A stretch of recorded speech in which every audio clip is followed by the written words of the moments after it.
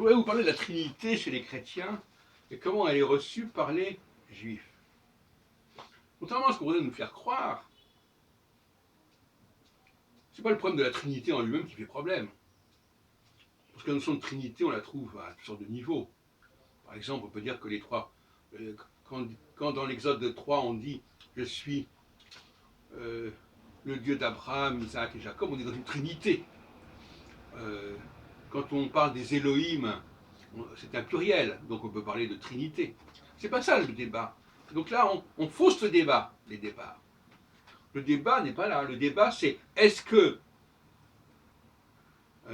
quelqu'un peut se prétendre Dieu en étant homme? C'est ça le problème. Est-ce qu'un messager comme Moïse s'est jamais prétendu Dieu? Est-ce qu'un messager comme Mahomet s'est jamais prétendu Dieu? Pourquoi tout d'un coup le messager pourrait-il se prendre pour l'expéditeur? Si Dieu est l'expéditeur, il envoie un messager qui n'est pas lui.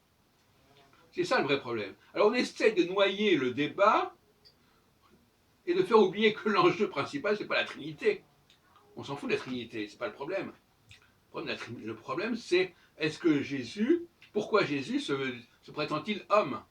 Pourquoi Jésus se prétend-il Dieu, si on préfère, si on rentre dans sa logique à lui?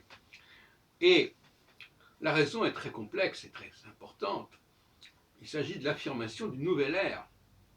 Plutôt, il s'agit d'une affirmation de ce que j'appelle une théologie humaniste, c'est-à-dire centrée sur l'homme, anthropomorphique,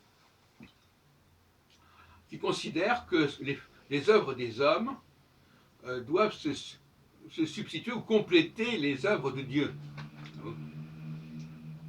Et Isaïe prend le contre-pied de cette position dans le chapitre 13, où il dit « Les œuvres des hommes doivent être rejetées en faveur des œuvres de Dieu. » Quand on dit ça, on a tout dit.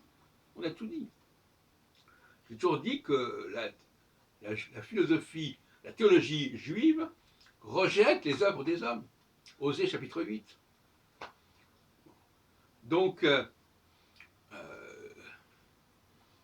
tout ce que les hommes fabriquent, organisent, est problématique.